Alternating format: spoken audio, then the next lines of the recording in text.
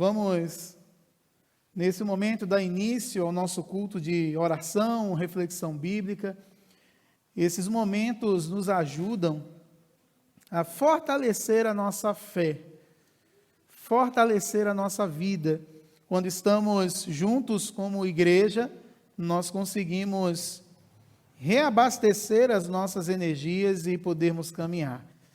Então, nesse momento, eu queria convidar você a entrar em espírito de adoração ao Senhor, de culto ao Senhor. Faça o seu culto a Deus nesse momento. Feche seus olhos.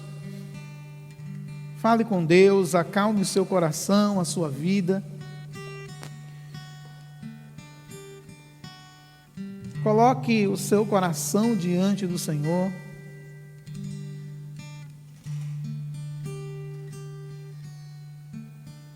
Nesse momento, pense a respeito de Deus, daquilo que Ele é, daquilo que Ele representa, significa para cada um de nós, para a sua vida, o que Ele tem feito, o que você gostaria que Ele fizesse.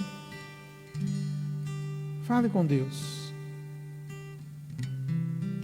Muito obrigado, Paizinho Santo e Deus de amor, por esta riquíssima oportunidade. Ao Senhor toda a honra, toda a glória e todo o louvor. Se nós estamos aqui é porque o Senhor tem nos dado saúde para podermos estar aqui. Muito obrigado, Senhor, pelo vigor que o Senhor nos dá, de podermos vir até o templo, num período em que ficamos tão distante dEle, quanto fez falta para muitos de nós.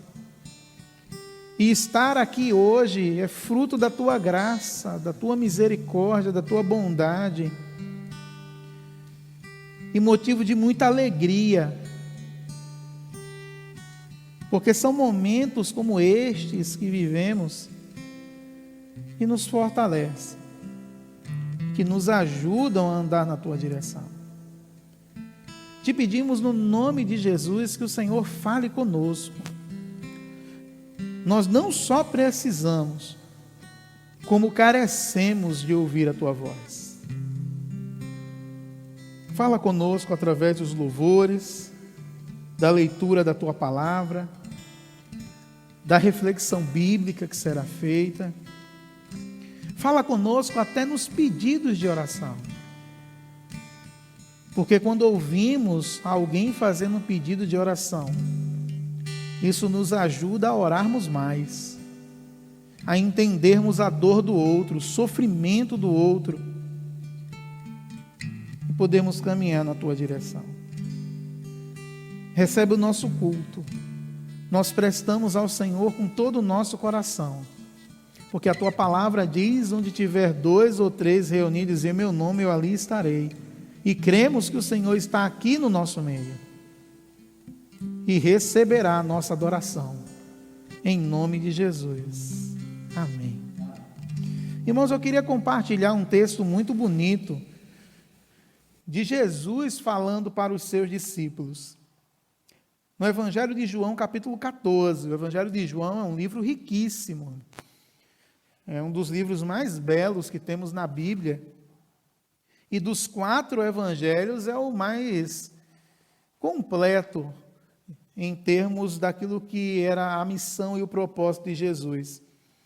E quando os discípulos estavam preocupados com algumas questões que assolavam o coração deles, das incertezas, que talvez hoje também estamos vivendo essas incertezas, hoje não conseguimos fazer mais planejamento a longo prazo, e os discípulos estavam preocupados com o que iria acontecer e o que podia acontecer.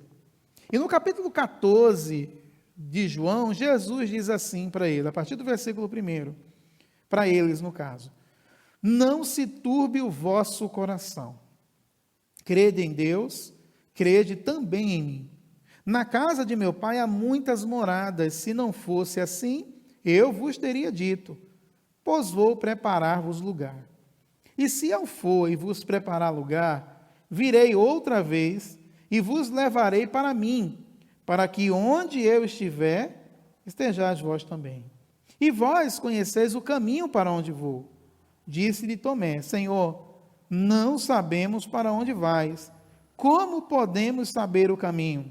Jesus lhe respondeu: eu sou o caminho, a verdade e a vida. Ninguém vem ao Pai a não ser por mim. Que texto belíssimo para iniciarmos um culto. Que texto perfeito para nos despertar na certeza e na convicção de que nós seguimos o caminho que vai nos levar a Cristo, a Deus. Que nós seguimos a um caminho que vai nos ajudar a confortar o nosso coração em meio aos atropelos que a vida traz para a gente. Mas antes da gente cantar, eu queria só que você focasse num personagem que aparece aqui, que é Tomé. A gente critica Tomé demais, né? A gente chama Tomé de um cara que não teve fé, um cara que duvidava. Mas se não fosse Tomé, nós não conseguiríamos entender as respostas que Jesus daria nos momentos de dúvidas e incertezas. Porque nós somos esses Tomés da vida, que quando Jesus apresenta algo, quando Jesus fala algo, mostra o propósito, nós ficamos inseguros e com medo se aquilo ali trará realmente algo produtivo para a gente. E aí Jesus falando de tudo que iria fazer, e aí Tomé, qual é a pergunta de Tomé? Não sabemos para onde vais. Como podemos saber o caminho? Ou seja, o Senhor mostrou os planos, o Senhor disse o que iria acontecer, mas mesmo assim eu não sei que caminho seguir. E a resposta de Jesus foi: só olhe para mim. Você não precisa tentar descobrir o caminho, porque você já está no caminho. Eu sou o caminho. Você olhando para mim, você vai entender o que eu quero para a sua vida e você vai me acompanhar. Eu sou o caminho. Não olhe para as outras possibilidades e os outros caminhos que a vida pode trazer. Eu sou o caminho. Então Tomé, nesse ritmo de dúvidas e incertezas que assolou o coração dele, ele conseguiu entender que fora de Cristo não há propósito. Ele conseguiu entender que fora de Cristo não há caminho, há apenas percurso, há apenas becos sem saídas. Mas ele olha para Jesus e ele entende que se ele seguir Jesus, ele vai conseguir chegar no lugar que Deus determinou para a vida dele. E ele começa a sonhar. Não se turbe o vosso coração, na casa de meu pai há muitas moradas, se não fosse assim eu já teria falado para vocês, eu vou preparar um lugar para vocês.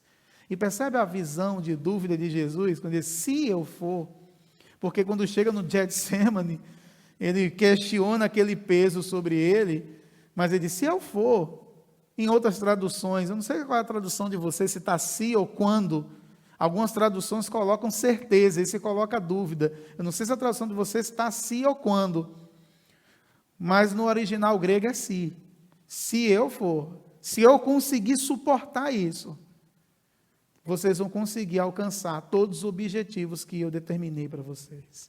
Então, irmãos, não tenha medo de colocar suas dúvidas diante de Deus, porque é através da dúvida que nós conseguimos compreender o que Deus tem para a vida da gente.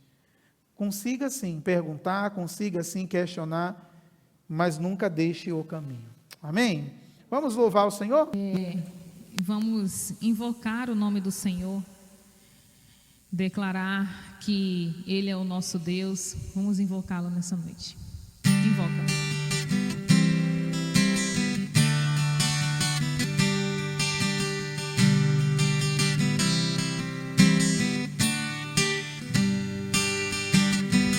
Invoca-me e te responderei. Confia, descansa o coração, porque eu bem sei o que penso de ti. Espera e te darei o melhor. Nas ondas bravias do mar, sossega a tua alma. E o Senhor diz, eu sou o Senhor quem te cura, Jeová Rafa, o teu Deus. que cuida de ti e nunca te abandonarei. Põe a tua fé em meu nome e faz uma prova de mim. A tua oração eu já recebi e te responderei com poder. Do início, invoca-me e te responderei. Confia, descansa o coração, porque eu bem sei o que penso de ti. Espera e te darei o melhor. Nas ondas bravias do mar, sossega a tua alma. Eu sou o Senhor quem te cura, Jeová Rafa, o teu Deus, que cuida de ti e nunca te abandonarei. Põe a tua fé em meu nome e faz uma prova de mim. A tua oração eu já recebi e te responderei com poder. Confia, espera. Confia, espera. Estou contigo, nunca te abandonarei. Confia, espera. Estou contigo, nunca te abandonarei. Eu sou o Senhor quem te cura,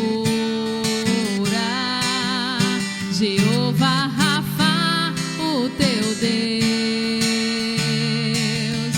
que cuida de ti e nunca te abandonarei.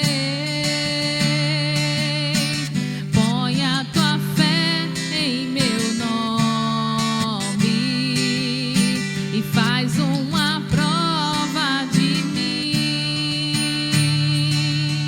A tua oração eu já recebi e te responderei com poder. E te responderei com poder. E te responderei com poder.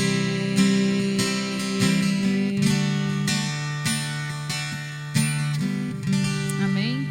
Que nós possamos acreditar no que cantamos agora, né? O Senhor falando que Ele vai nos responder com poder, não de acordo com o que nós queremos, mas de acordo com o melhor que Ele tem para nós. E nós vamos cantar agora que nós nos alegramos no Senhor, que independente de respostas positivas ou negativas, nós vamos nos alegrar no Senhor.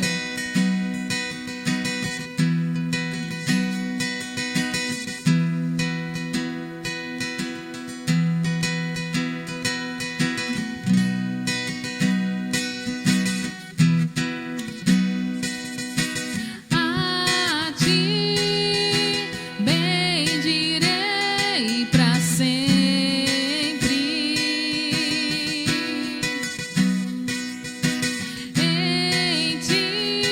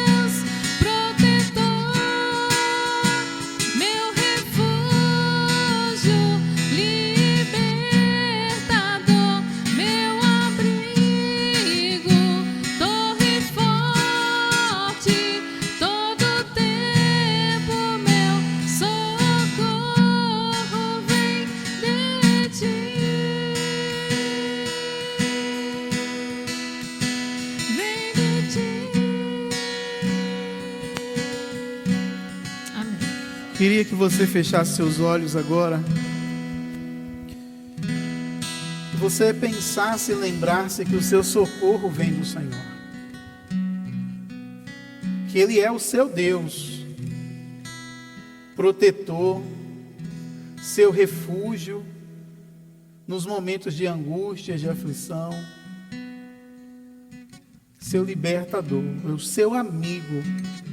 Eu queria que você visse Deus não como um ser que está distante de você, mas como seu amigo, alguém que está do seu lado, que vai te compreender, que vai te amar, que não vai te julgar, que vai compreender as suas dores, os seus pensamentos, as suas angústias, as suas queixas, as suas dúvidas, os seus questionamentos, as suas incertezas. Ele é seu amigo. Ele compreende o que você passa, o que você sente. E eu queria que você fizesse esse momento de oração e dissesse: Deus, muito obrigado, porque o Senhor é o meu amigo. Eu posso contar com o Senhor, eu posso confiar no Senhor. Paizinho Santo e Deus de amor, como é bom tê-lo como nosso amigo. Isso traz paz para o nosso coração e desconstrói tantas coisas que a gente aprendeu a teu respeito. De um Deus que desce a mão, de um Deus que pune, de um Deus que está esperando uma oportunidade para nos punir, nos castigar. Quando que na verdade o Senhor nos compreende, nos ama, chora conosco, se alegra conosco, compreende as nossas dores e não nos julga. Muito obrigado, Senhor, porque podemos contar com o teu perdão. Muito obrigado porque verdadeiramente o Senhor é o nosso refúgio e a nossa fortaleza. Fica conosco. Continua recebendo o nosso culto, porque temos a plena certeza que as nossas vozes ultrapassaram esse teto e chegaram até diante do Senhor. Conforta o nosso coração, em nome de Jesus. Amém. Irmãos, eu queria fechar com os irmãos. Algumas quartas-feiras nós estávamos pensando um pouco a respeito de santidade. E nós desconstruímos muitas coisas a respeito da santidade. A santidade, ela não está apenas fundamentada em um rito. Não é? Achamos que santidade é eu participar de um culto, eu saio leve e aí algo acontece em mim e eu saio santificado, purificado. Não é assim que a santidade funciona. A santidade é um processo. E está muito mais ligada à prática de vida do que necessariamente a rito, é fora dos ritos. E Levítico 19 foi criado exatamente para mostrar isso. Algumas pessoas pegaram o livro de Levítico e entenderam que todo o processo de santidade se dava pelo fato dos ritos. E aí entra Levítico 19 para dizer para a gente que não, que a santidade está fundamentada na minha prática, nas minhas ações, nas minhas atitudes. E eu acho que a gente já esgotou esse texto. Talvez se a gente começasse tudo de novo, iríamos pensar em outras coisas, porque é a palavra de Deus, né? Iríamos pensar em outras situações. Mas eu queria fechar esse capítulo 19, lendo com os irmãos a partir do versículo 32, e aí a gente fecha esse capítulo 19 de Levítico. Levítico 19, versículo 32, nos diz assim: levanta-te diante dos idosos, honra a pessoa do ancião e teme o teu Deus. Eu sou o Senhor. Quando o estrangeiro viver por um tempo na vossa terra, não maltratareis. O estrangeiro que viver entre vós será como um natural da terra. Devereis amá-lo como a vós mesmos, pois fostes estrangeiros na terra do Egito. Eu sou o Senhor vosso Deus. Não cometereis injustiça ao julgar medidas de cumprimento, de peso ou de capacidade. Tereis balanças justas, pesos justos, éfa justo e rim justo. Eu sou o Senhor vosso Deus, que vos tirei da terra do Egito. Guardareis todos os meus estatutos e todas as minhas leis, e os cumprireis. Eu sou o Senhor. Que Deus nos abençoe com a compreensão desse texto. Minha oração é que o Espírito Santo continue falando ao seu coração. Não tem como desassociar esse texto do versículo 1 de Levítico. O versículo 1, ele vai dizer assim: o Senhor disse a Moisés: fala a toda a comunidade dos israelitas, sereis santos, porque eu, Senhor vosso Deus, sou santo.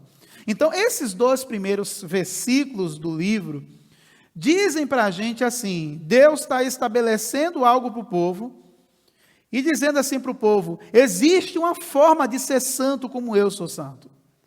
Deus, ele não vai pedir para nós, e nós já vimos isso, a perfeição, porque nós nunca seremos perfeitos, irmãos compreendem isso.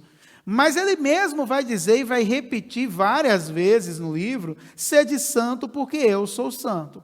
Mas ele não só pede isso, porque isso, na verdade, dá margem a várias interpretações. Mas depois disso, o desenrolar de todo este capítulo, ele dizendo assim: é assim que deve ser santo. É assim que deve ser a prática. É assim o que é a santidade, a prática da santidade. E nesses versículos finais, ele vai fechar com coisas que, na verdade, era comum o povo fazer, ou não, para ele tentar resgatar uma forma das pessoas poderem ter uma vida saudável, uma vida melhor. Como eu posso, de alguma forma, de alguma maneira, colocar a santidade na minha prática pessoal de vida? Tirar a santidade desse campo de lugar, tirar a santidade desse campo de rituais, tirar a santidade da utopia e colocar na minha prática de vida. Como eu posso ser santo no mundo em que estou vivendo hoje? Como eu posso viver e experimentar essa santidade e poder olhar para Deus e dizer: Deus, eu estou tentando ser santo porque o Senhor é santo e o Senhor pediu que eu fizesse isso. E aqui nesses versículos finais, ele vai dar um norte para a gente, ou continuar dando norte. Ele vai dizer no versículo 32 assim: levanta-te diante dos idosos, honra a pessoa do ancião e teme o teu Deus. Eu sou o Senhor. Quando você vê na Bíblia a expressão terminando eu sou o Senhor, é porque esse versículo é muito, muito, muito e extremamente importante. É Deus tentando reforçar algo que é muito maior do que todas as outras estruturas. Então, quando você vê na Bíblia alguma expressão dizendo eu sou o Senhor, ele está dizendo assim: se você viver isso que eu estou te pedindo, vai valer por todos os outros. Porque esse é importante. É a mesma, e foi substituído por Jesus no Novo Testamento com em verdade vos digo. Também é algo muito importante. E ele vai dizer: levanta-te diante dos idosos. Existia uma prática muito comum dentro do povo de Israel, em que a sabedoria era muito mais valorizada do que o vigor físico. Quando as pessoas atingiam determinada idade, quando as pessoas alcançavam determinada idade, essa pessoa era vista pelos demais como a voz da sabedoria, a voz da experiência. Antes das pessoas tomarem qualquer decisão na sua vida, elas iriam procurar pessoas anciãs. Anciãs eram aquelas pessoas que passaram por uma história de vida e que têm como servir de lição para a vida de outras pessoas. O que Deus está querendo dizer assim é: a santidade, e vivemos a santidade, vocês praticam a santidade na conduta pessoal, quando vocês aprendem a respeitar e a dar ouvidos à voz dessa experiência, de você atentar-se para aquilo que eles estão falando. Parece que é meio contraditório isso, porque Deus está dizendo isso há quase cerca de 6.000 anos, e hoje nós vivemos exatamente nesse alerta. Hoje nós vivemos, por que é que hoje muitas pessoas não respeitam a voz da experiência? Porque nós somos muito pragmáticos. Nós valorizamos aquelas pessoas que produzem e não aquelas que produziram. Nós valorizamos aquelas pessoas que estão fazendo, não aquelas que fizeram. Então, o vigor físico, se a pessoa tem alguma coisa para contribuir, para acrescentar, nós valorizamos. Agora, quando nós... Só preste atenção em como o país trata os aposentados de hoje. Você vê, parece que não existe. Ou seja, se não produz, não tem mais serventia. Só traz prejuízo.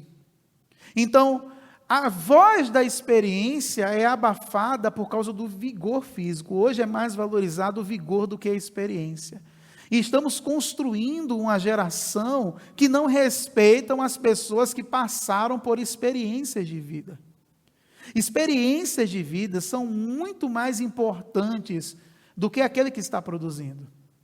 Lembra, na verdade, quando o filho de Salomão disse assim: eu vou procurar os anciãos. O que eles disseram? Eles disseram para eu não seguir o exemplo do meu pai. Lembra dessa história? E o que eles fizeram? Eles disseram assim: olha, então eu vou ouvir os meus amigos. E os meus amigos é que vão me dar conselho, e não a voz da experiência.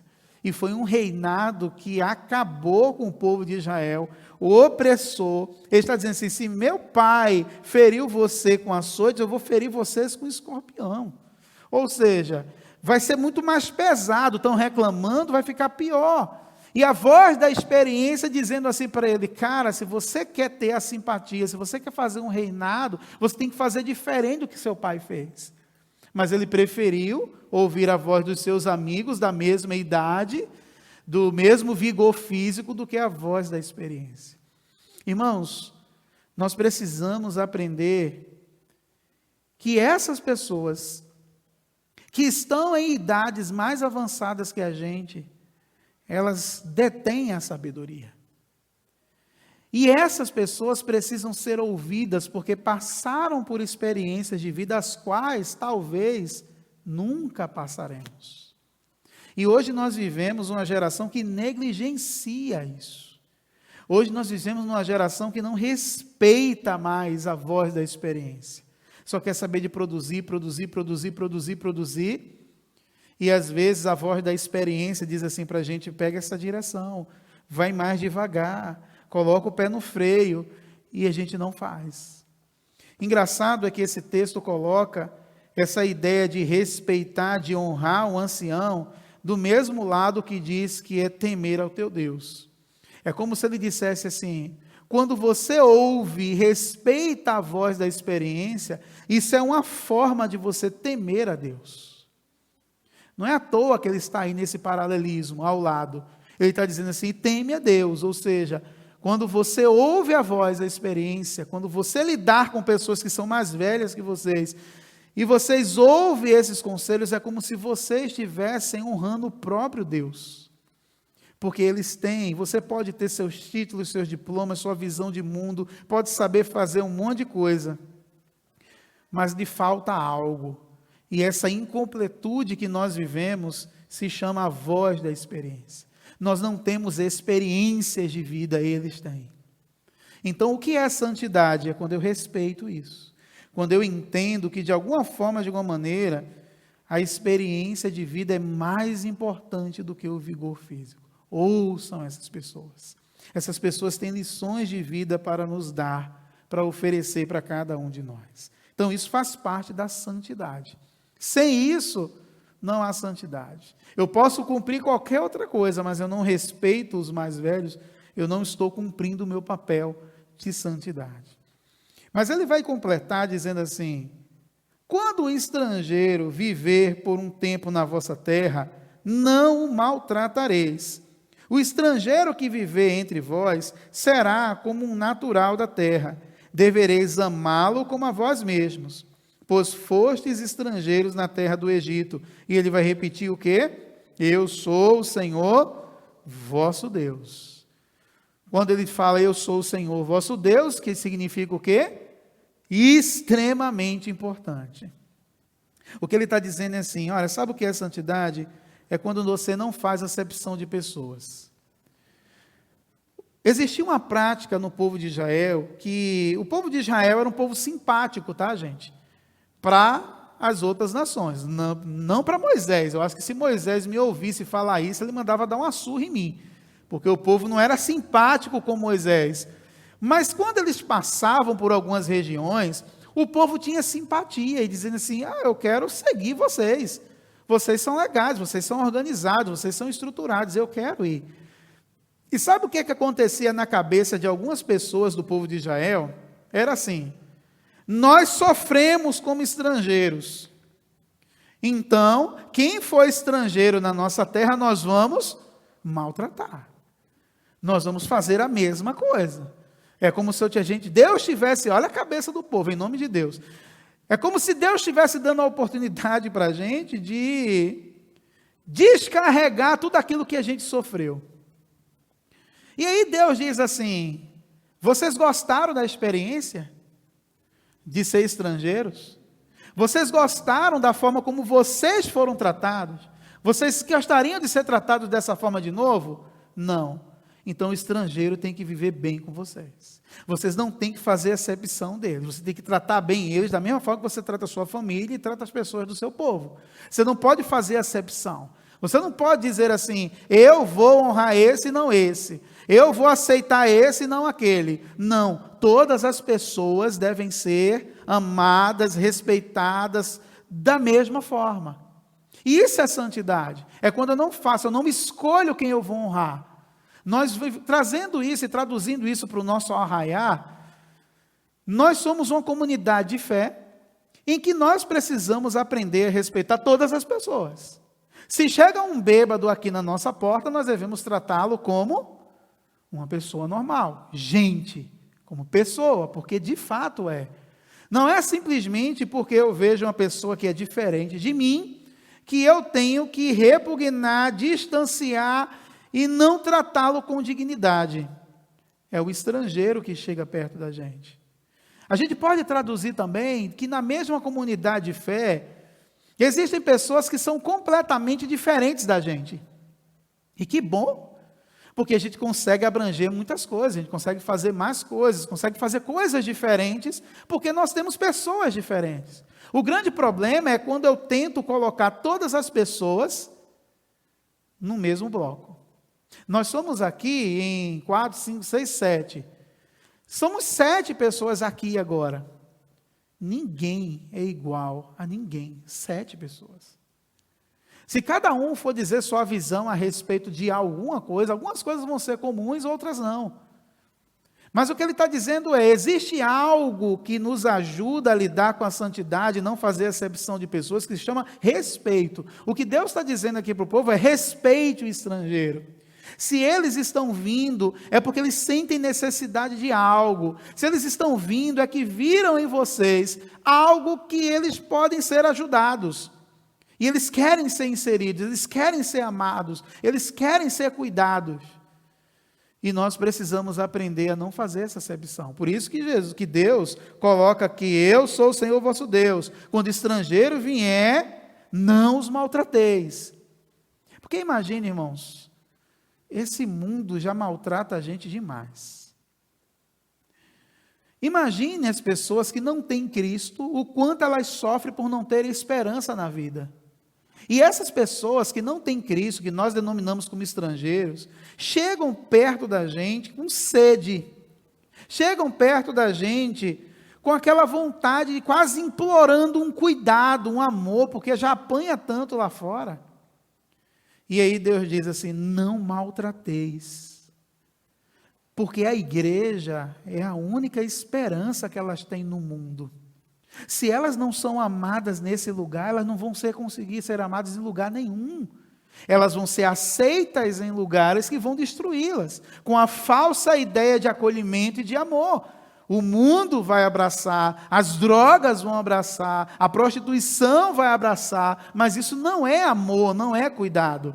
A igreja é que tem o cuidado, a igreja é que tem o amor. E se ela não encontra isso aqui, perdeu-se toda e qualquer esperança para essa pessoa. Entende por que é que Deus diz assim, não maltrateis, porque o mundo já faz isso e vocês não são do mundo. O mundo já agride demais, já pesa demais, já fere demais, eles querem ser amados. E nós temos isso para doar, nós temos o que fazer, nós sabemos o que fazer. E a gente não pode ser mais um que vai colocar mais um jugo pesado nas costas de ninguém. Por isso que a palavra de Deus, aqui no capítulo 19, vai dizer assim: quando o estrangeiro viver por um tempo em vossa terra, não o maltratareis. O estrangeiro que viver entre vós será como um natural da terra. Devereis amá-lo como a vós mesmos, pois fostes estrangeiros na terra do Egito. Eles não amaram vocês, porque eles queria extrair algo de vocês, mas vocês têm que amá-los. Você não pode retribuir da mesma forma, você tem a oportunidade de fazer diferente. E tem uma outra coisa que esse texto vai dizer, que está muito ligado a esse, que diz assim: não cometereis injustiça ao julgar medidas de cumprimento, de peso ou de capacidade. Tereis balanças justas, pesos justos. Efa justa, que é na verdade que servia para medir algum tipo de peso, algum tipo de farinha, de utensílios, né?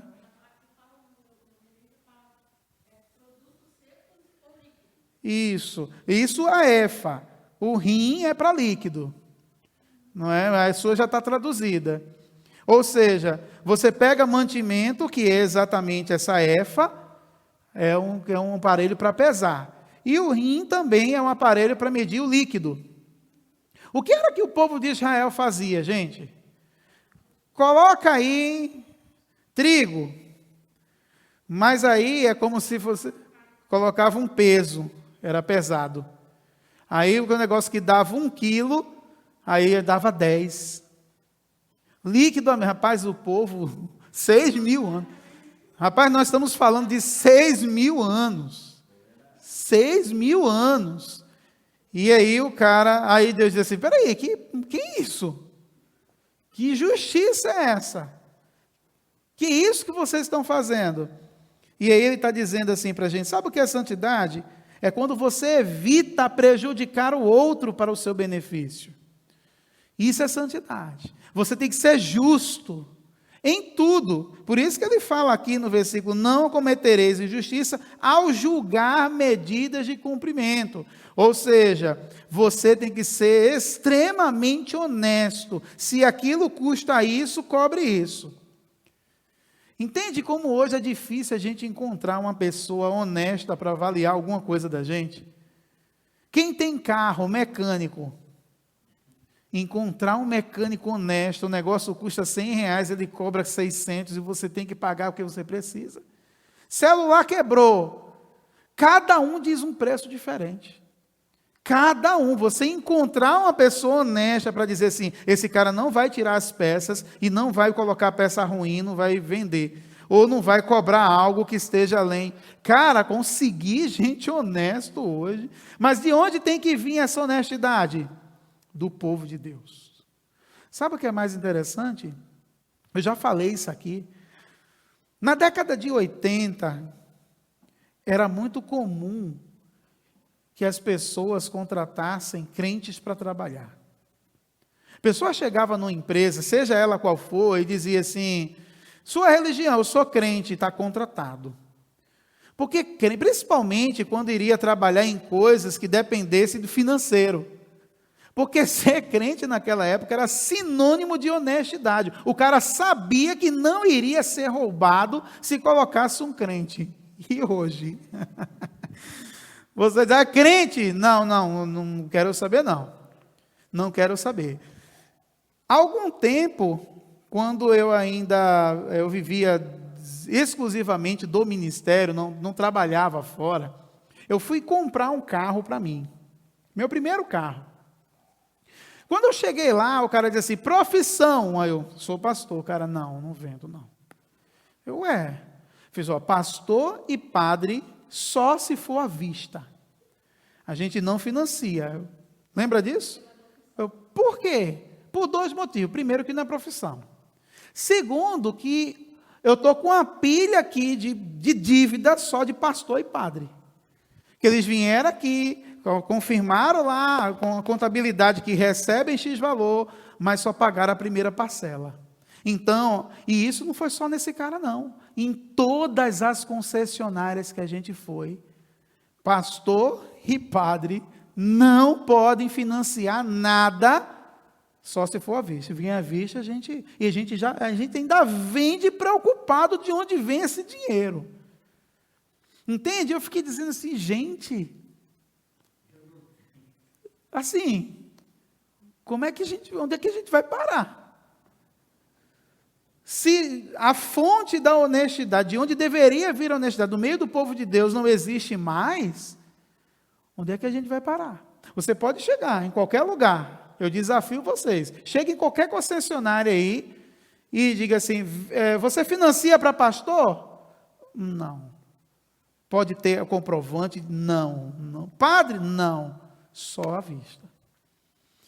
Então, a gente pensa, na verdade, o que é santidade? É muito bom chegar e pregar sobre santidade, é muito bom chegar e dizer para o povo o que tem que fazer, mas na hora do vamos ver. Então, nós precisamos ser esse modelo de justiça. Nós precisamos ser esse modelo de honestidade. Que as pessoas olhem para a gente e digam assim, eu posso confiar nele. Ele é honesto. Ele é justo. Ele não faz julgamento segundo a aparência. Ele não faz nada para prejudicar o outro. Ele não quer se dar bem. Justiça. É isso que tem faltado no meio do povo de Deus. Eu queria concluir, por causa do nosso horário também, lendo o versículo 37. Você está gravando isso, Mário? Está feio o negócio, né? 37 diz assim, guardareis todos os meus estatutos e todas as minhas leis, e os cumprireis. Aí de novo ele diz o quê? Eu sou o Senhor. E a gente entende, eu queria concluir dizendo para os irmãos que a santidade não está fundamentada em apenas guardar os mandamentos, mas em cumprir. O que ele está dizendo é, não basta apenas saber. Saber e não fazer é a mesma coisa que não saber.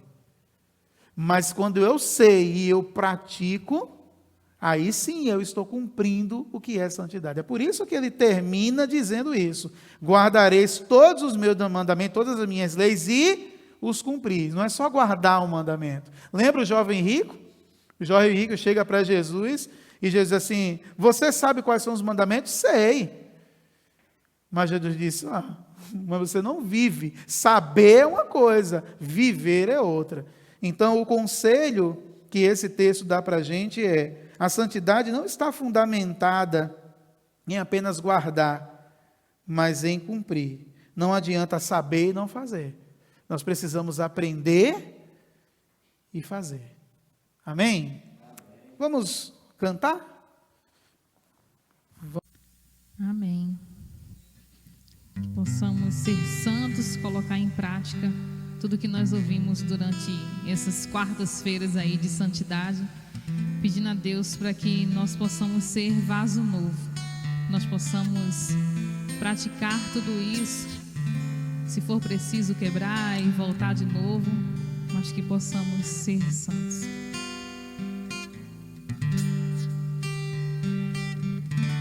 Eu quero ser Senhor amado, como um vaso nas mãos do oleiro, quebra minha vida e faz de novo. Eu quero ser.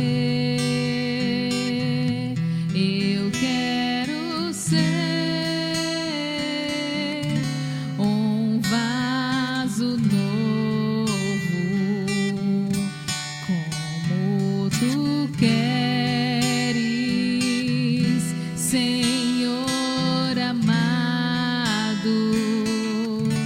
tu